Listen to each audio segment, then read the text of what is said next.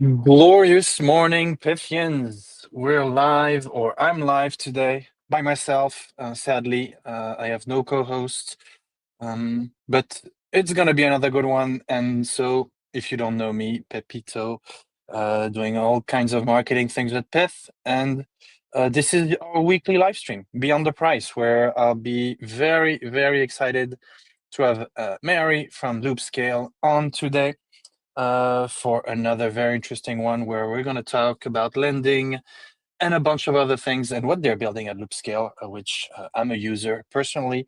So if you haven't checked them out, please do. And then, no, if you have questions, drop them in the chat. Seeing a bunch of Pythians already. But no, for a quick few updates on our end before we get started, we have a bunch of Pythians in South America currently for DevCon. There's a bunch. I think we're partnering up with Sonic for some events. So you've got Mark, you've got Kyle, you've got Aditya, Needy that are there on the ground. And then I guess we have a bunch of Solana people in the community. Will be in force at Breakpoint in less than in a month, pretty much. So very excited to see you all there. A bunch of activities and events planned there.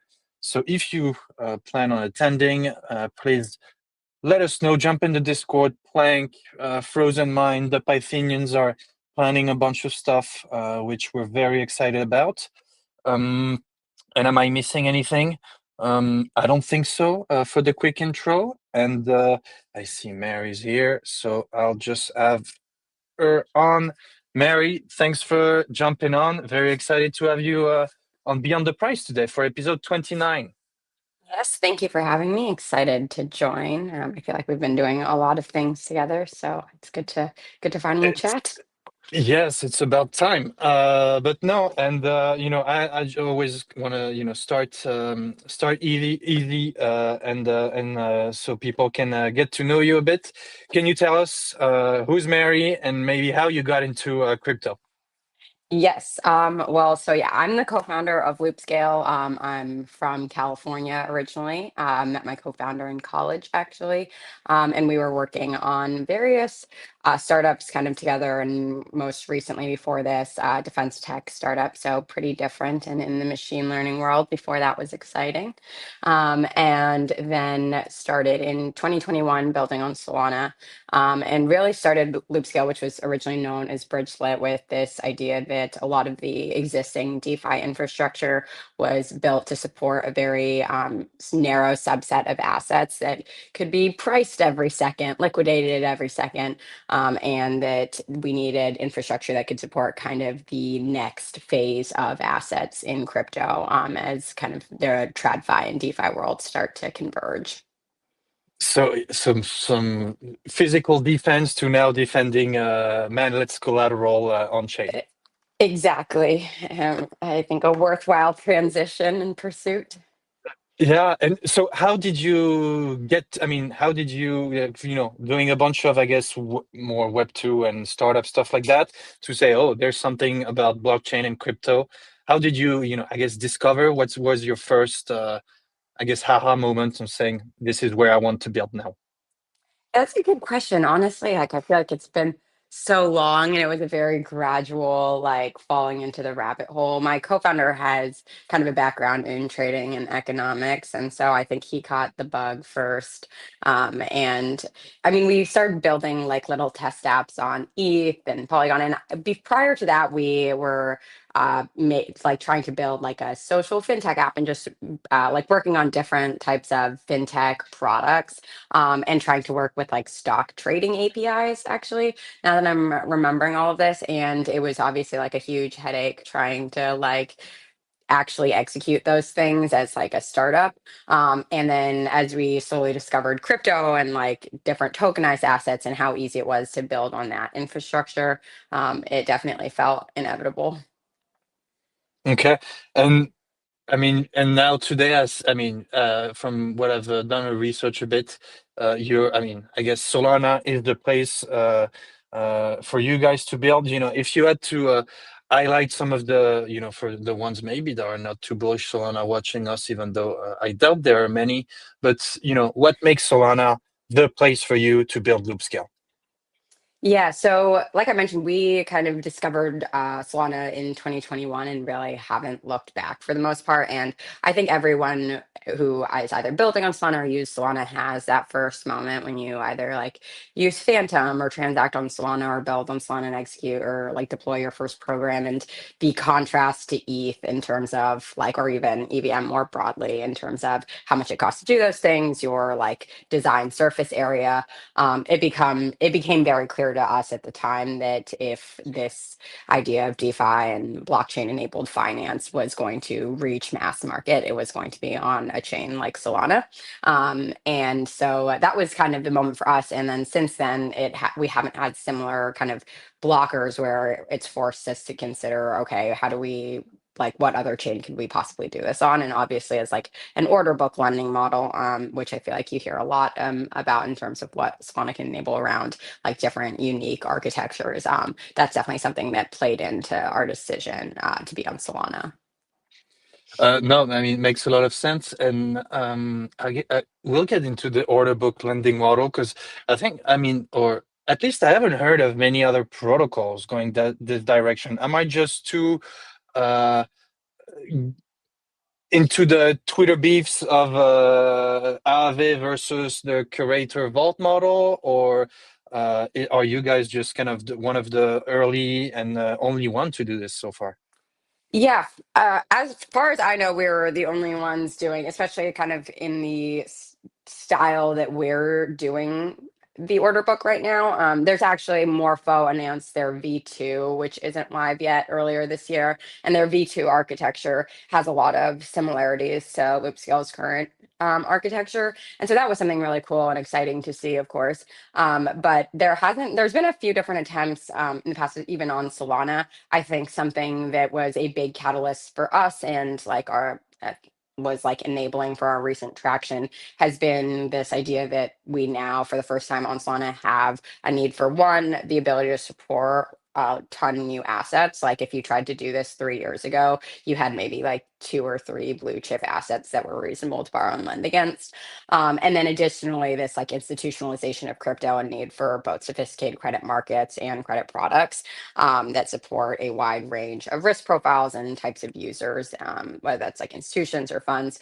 And so I think that contributes a lot to this idea of why now for the order book model. I think there's obviously also like a technical constraints element to it of a lot of the current infrastructure with pools was a function of one, building under like ETH's constraints, and two, it was before the borrow lend demand was like apparent. And it's something where you can bootstrap like borrow liquidity and lend liquidity and have it be a usable product at a small size. And the kind of curator model was a way to improve that without sacrificing this base of liquidity you've already developed with these pools. But there hasn't ever been since like the compounds and obvious like a 0 to 1 like redesign of what lending architecture looks on chain from first principles. And I think that we've kind of tried to lead in that category and say if we did not have any of the constraints of what we built before and what the technical constraints look like a year ago, like what would lending have looked like knowing everything we do now?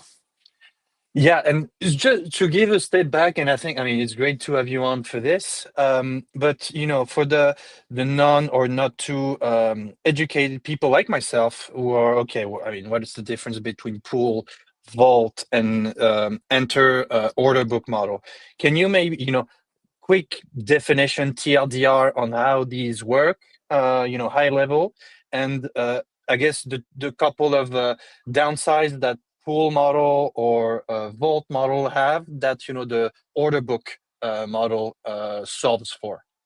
Yeah, for sure. So I think the best way to think about the differences is when you think of a pool, you can think of it more as kind of simulating or like mimicking the functionality of credit markets and enabling a passive lender to supply into this market and a borrower to pull from it. And as a function of that, you don't have actually any idea of a loan between a borrower and a lender. And so you have a set of shared parameters governing how all of these suppliers and borrowers interact with each other through kind of one pool of capital. In contrast, the way loans work in traditional finance and with like order books is you have a single borrower lending capital to or like locking up collateral and borrowing capital from a single lender. And for us, the way we accomplish like a vault like structure is all of that capital is kind of, you can set these different parameters around how much I'm willing to lend against, what assets I'm willing to accept. And borrowers, at the end of the day, it trickles back up into the vault, but they're matching with a single pool of capital versus kind of universally the protocol. The biggest constraints of the pool model are one, you have an inability to price the loan or price the interest rate on anything besides the principal. So if you're borrowing USDC against USDT or USDC against SOL, you're going to pay the same rate, even though in a capital efficient and like granularly priced market, you should be able to say USDC should cost more to borrow against a volatile asset. And as a function of the principal being the only factor for the price of a rate, the pool is ultimately limited by the riskiest collateral in the market. And so what that means is you can only support so many assets before you're driving up costs for the rest of the assets. And that's why you see historically with like Aave or Camino of like these main markets that have like 15 assets total, despite like Orca LPs or Radium LPs or like namesake Soul and all these like large asset classes, because functionally you can't support it without, yeah, it needs to fit into this larger construct of the main market. And so that's one aspect. The other aspect is capital inefficiency. And so with rates being a function of utilization, you'll always have idle liquidity that creates an inherent spread between the borrow and lend rate, which I think a lot of people think is like a fee that these protocols are charging. But it is so in theory, the borrow rate could always be lower and the lend rate could always be higher than these pool-based protocols, but they don't get an opportunity to meet in the middle because there's not a market function there. And so those are some of the examples. For us, it's like longer term about how do you build the types of credit products that are in TradFi, which aren't these like infinite duration balloon payment variable rate loans. And they require a lot more ability to customize and kind of have these custom structures and sophisticated structures around the loans. And happy to jump into any piece of that as well. No, no, it's I think a good overview. Um, I guess is the challenge with this a bit to abstract some of the user complexity, because yeah, I mean, it's a pool is pretty, for myself, I want to lend or whatever, get some X% on my USDC that I'm borrowing. It's easy, I deposit, I likely get this APY without even thinking about it, or to do some parameters and so on. I mean, today, how does it work? To as myself a user on, I lend on Loopscale. I want to borrow or lend. How does it work? Yeah, so that I think you hit on like what historically have been the main challenges of order books trying to gain adoption is one, like user experience. It's a lot of users actually don't want to express super granular risk preferences, and two, liquidity fragmentation. And so like an order book you can think of as like infinitely isolated markets of you're creating these individual. And so if you think about like back to like NFT lending days, and actually Aave started as a peer-to-peer market, is you as a borrower are like putting up a request and you don't want to sit there waiting for it to get filled or like making sure you have these three separate payments. And so a lot of what I kind of alluded to earlier around like specific design decisions we made with the order book is we made an attempt to address like those issues specifically with a lot of the things we did. And so there's a few elements to it, but in order to kind of make the user experience something that was more DeFi friendly, but still had that kind of scalable foundation, was one, this idea of like a lending position versus like a lending order that has all these like parameters that match to like one specific loan. Is you can have one bucket of capital on Loopscale and deposit into one account, and you can set all of the eligible collateral you want and specific rates for each of those collateral. And so effectively you can place an order on several markets at once with one pool of capital. And that's because our order book is, we use the term order book because it's the easiest way to explain it, but it's not like you have these separate order books for each of these markets like you would think about an order book in like a spot market or something like that. It's more this like unified kind of thing of liquidity where each of these buckets of liquidity have parameters that are like govern how it can be used. And as a borrower, once you come to borrow, you're effectively looking at filtered views of that liquidity based on who you could match with. And it's less so I have to place like my USDC on the SOL market, place my USDC on this Bitcoin market.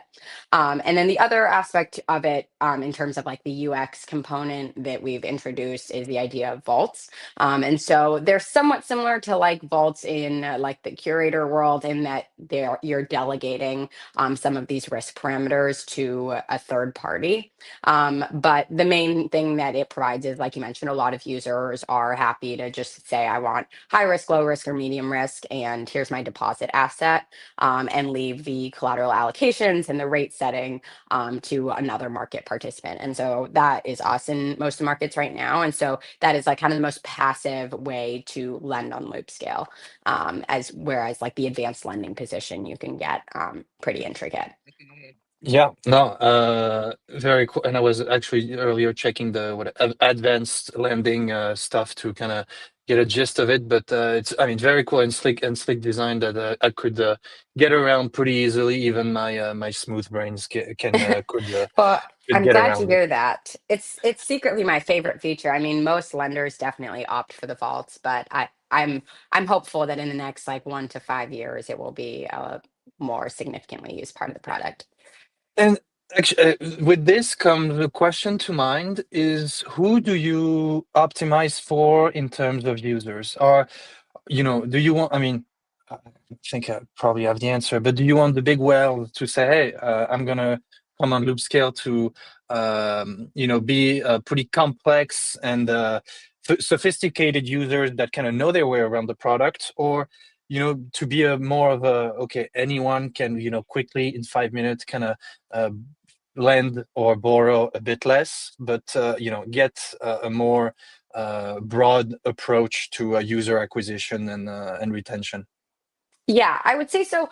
Undoubtedly, our product is tailored towards like a borrower that is more sensitive to rates or wants to do something like leverage market making, or as a lender has more of an interest in like having a higher risk adjusted yield or expressing risk preferences. So it would be lying to say that it's not like tailored and our differentiation doesn't specifically attract those types of users. But I think something we learned prior into like the launch of Loopscale, when we were exclusively focused on this RWA and institutional market, is it's very much a balance that you have to strike with the product and who you're building for, especially in the early days. And especially in crypto, I don't think it's possible to build a really strong institutional ready brand without having kind of proved your foundation with so-called like retail or kind of just the general DeFi users. And so I think internally we very much like are constantly thinking about both, and we want to differentiate for like this more like whale or sophisticated DeFi user. But at the end of the day, a lot of those benefits and like lower rates and higher risk adjusted yield trickle down into retail, and we do care about having like a really smooth and easy to access experience, because right now that is like where the majority of crypto users are and where the majority of liquidity is. And so it would be mistaken to neglect that entirely. No, no, makes sense. And no, and I think one of the other, I think that an order book, as I think you outlined, enables is to be a bit more flexible and offer a bunch of different products that others can't. I know that I was a big user on the flash trade FLP, I mean the FLP looping stuff. So, and you've announced Radium LPs now, I think as well. Uh, as though, I mean, what's the strategy? Do you see, like, has the adoption been really, interesting on that front, where now I guess my idle liquidity that I was providing in the whatever meme liquid FLP asset, I can make the most out of it? Yeah, so I mean, that's definitely where we've seen like most of our growth. And it's pretty interesting because like before we launched like our closed beta, we thought the thing that would be most interesting to people is like higher rates like for lenders, lower rates for borrowers. And after we launched, we realized the thing people really cared about was being able to unlock more of their portfolio. And I think you've seen that really in our growth over like the past 3 to 6 months, is that it's been largely concentrated in these new launches on Solana, whether that's like tokenized RWAs or it's like these new like LPs. And for us, like that's been the place that we've been able to actually like capture a significant market share compared to like much larger incumbents, relative to kind of these like larger kind of park and forget borrows. And so our hope is that Solana will follow a trajectory kind of similar to EVM, where you have this explosion of like PTs and yield bearing assets, and the kind of lend bar markets that can support those like the fastest can kind of capitalize on that growth and grow with those products. Yeah, because I was actually you guys have a bunch of PTs and stuff that I didn't know even existed. So that's pretty cool. Yeah, the people love Always, their yeah, PTs. make the most out of your few dollars on chain. That I mean that's amazing. Um, I've, Question I have is, I mean, I mean, talked about the couple of the features that people love the most. What would be one of the most, underrated loop scale feature that you think doesn't get enough attention, or I mean, that you think that is the next, big thing for loop scale? Yeah, I mean, I think for sure it's like the LP borrowing products. And again, because they cater to like a more sophisticated user, I don't blame anyone for not wanting to do this active management. But it's like a huge unlock in DeFi to be able to effectively have this kind of prime brokerage account where you are market making on Orca and you can access liquidity against that position. And also while you're in Loopscale, we have the ability to manage that Orca position that you have while it's still being used as collateral, assuming it stays healthy. And that was kind of one of our first early groups of power users. And obviously, like the user base has since evolved, but I think it's a huge unlock for like just the amount of liquidity that is on Orca and on Radium, being able to leverage those positions and kind of maximize trading fees, which is kind of a 0 to 1 that I don't even know if we ever saw on like EVM as well. No, okay, very cool.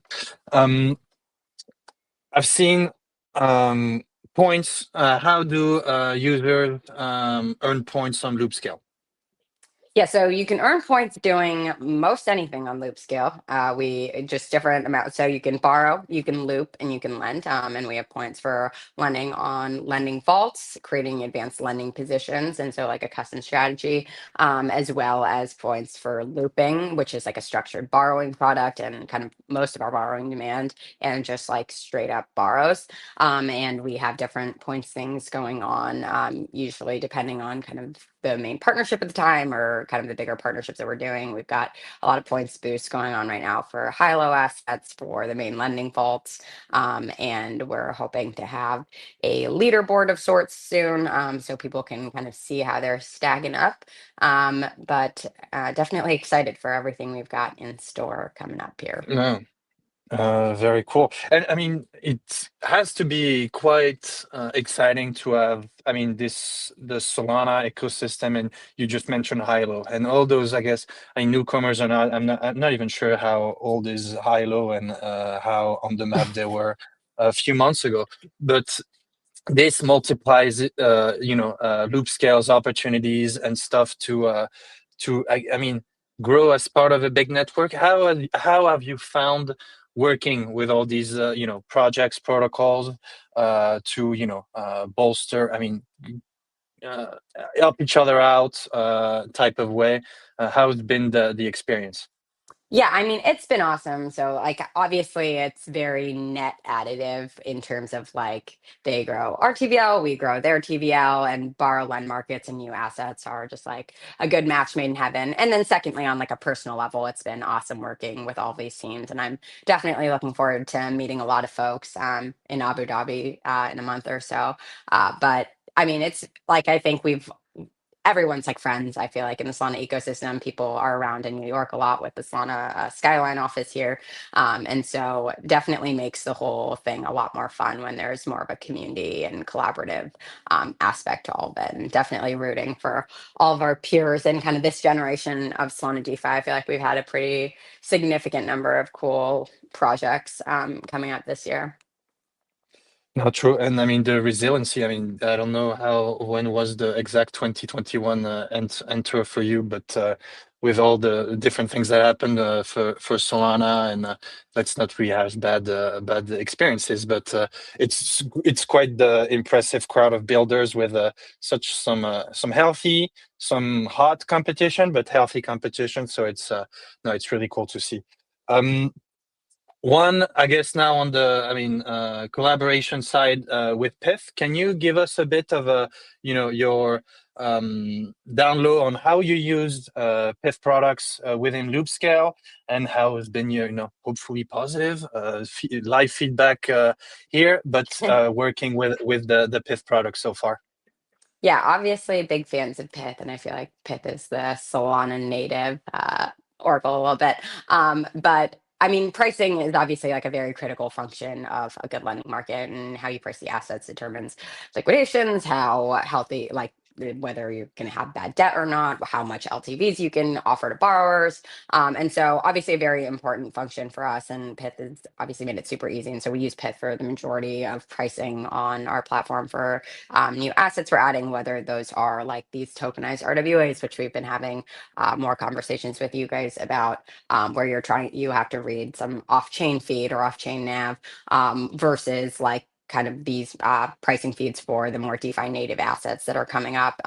And so like obviously has been a wonderful experience so far, working with you guys, and has made the product, I think, pretty smooth and allowed us to offer like pretty competitive LTVs to users, as well as spin up kind of these new assets off that. And like I mentioned, like a huge part of our growth has been being able to support new assets quickly. And so with you guys being able to like message in our chat and have like an Oracle up within a week or two for like the Tylo launch or these different launches, has been definitely invaluable, because that's like always a missing piece of like when we talk to teams, we're like the two things we need are text liquidity and pricing. And so being able to kind of push them to pit, and being able to support them quickly has been really great. Hopefully it's been equally fun working with us, but definitely been cool to watch pits like come up. I feel like when did you guys start? I feel like I remember like just like one of the first breakpoints or something. Just talking to I think someone back when like it was a full network and everything. I think it was I want to say March 2021 was the Hello World moment, or 2020. I'm not even sure of the year, but it's been, yeah, 4.5, 5 years, I think. Where, yeah, there was very much the Solana Oracle, where when Yeah. sadly when Am I Solana was congested. I was gonna say, am I And crazy, or it was Solana only at first, right? yes, so Okay. every price were directly sent on the Solana blockchain. So when congestion happened, it was a pretty big problem. And then we moved on to the PithNet architecture, I guess our own app chain, to now provide prices for a bunch of chains. But yeah, we're very still branded as the Solana Oracle, as much as we try to not be the Solana Oracle, but we also love being the Solana Oracle. Um, Yeah, it's a no, catch 22 for sure. yeah. No, but I guess I'll pass on. Thank you for the very positive feedback that I'll pass on the Pith overlords. That will be very happy to hear. And no, and of course, for me, it's always hard to not be biased to be working with great people like that you guys have, you at Loopscale. So I'm always a big supporter, even though we're very, we want to power everyone and help everyone. Amazing. One question, is there a question that I did not ask you that you want to ask yourself? That's a good one. Um, I mean, I'm happy to share a little bit more about kind of how we're thinking about the next few months and what's most important to us as a kind of sign off here. And I mean, I'll have another hopefully very good question that we always finish the stream with. But yes, that's a great one, and maybe you can tease us on some. I'm sure there's some breakpoint magic coming from Loopscale. So yeah, happy to hear about the future of Loopscale. Yeah, so we'll be at Breakpoint. I've been to all of them since 2021. So make sure you say hi to myself, my co-founder, some of our other teammates that'll be there. But yeah, for us, kind of like I mentioned, with this idea of like focusing on these new launches on Solana, are a big part of our focus kind of for the next few months, is not only these DeFi asset launches, but also starting to break into this like DeFi mullet, TradFi convergence, and working on supporting new tokenized RWAs. And so you'll see a couple interesting announcements in the coming weeks around being able to support alongside you guys some more permission use cases and compliant use cases that I think are pretty exciting for the future of Solana generally, given I feel like a year ago, a lot of this was just kind of a hope and dream in terms of having institutions launching products on Solana, but a lot of it is coming to life now, and it's been an awesome journey to kind of watch. Yeah, I feel like I'm privy to some of those launches, but yeah, I'll keep my mouth shut as well. And no, but final one, and that we ask every amazing guest on Beyond the Price.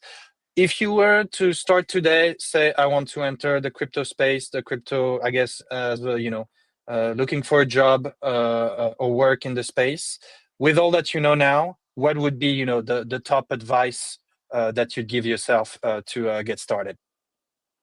Yeah, I would say my top advice is around like one, going deep and really like understanding some specific application or like sub vertical within DeFi or crypto that you're really excited about, and trying to differentiate on that. Like the space is so big, you have to pick in order to be able to actually stand out. And then also like getting on Twitter more. I think I kind of resisted it for as long as I possibly could, but now that I've made the leap into like tweeting more and talking more about our product, it's definitely been clear how many people you can reach. And it's a really great tool to both reach users and new companies and people, that I think a lot of people feel like, oh, it's not really work. But I think at the same time, it's like it's a huge unlock that as an industry, we do have this kind of even playing field in terms of reaching people, and anyone will respond to any DM, which I think is awesome. But that's probably my two pieces of advice, is like getting more specific and tweeting more, unfortunately. Yeah, okay. So TLDR is go into the Loopscale docs, read, understand, and get in there. No, amazing. Yes. Mary, I don't think I have. I think I don't have any other question. Thanks a lot for your time. For your time, really insightful. Pythians, if you haven't used or checked out Loopscale, please do. Follow Mary on Twitter and Loopscale account. Bunches, lots of cooking, and I guess I'll come by and say hi at Breakpoint. I'm attending. Missed last year. Thankfully, I'm making it this year, and I'll be walking across with my camera to catch as much content as possible. So hopefully, I have you a second time on camera at some point. Would love that. See you in Abu Dhabi. Mary, thank you for the time, and talk to you soon. You as well. See ya. Amazing. Pythians, I hope you enjoy this latest episode 29. Really, really cool discussion. I mean, learned a lot on the borrow lending side. So yes, go check it out. Go on the Pyth account if you want to make sure to click the right links for the Loopscale and Mary's Twitter. But we have, the couple tweets from yesterday to announce. Go check that out. Anything else? I think tons of stuff is happening in the community. Jump in the Discord. I keep seeing Plank, No Name, just bull posts, a bunch of stuff about what's cooking for the Pythians. So I can only tell you, get in there if you have or take your Pyth pills and get in there, and you'll like it and you'll be happy. And again, if you plan to attend or if you are in South America right now or plan to attend Breakpoint, drop a message. We'll be around. Bunch of Pythians will be around, looking to have some fun and connect. So that's it for the week. I do not know who's coming on next week. I hope to have a co-host next week to have even more good questions. Hopefully, I did a good job just YOLOing myself here. And yeah, Pythians, Thanks a lot for the time. We love you, and talk to you next week.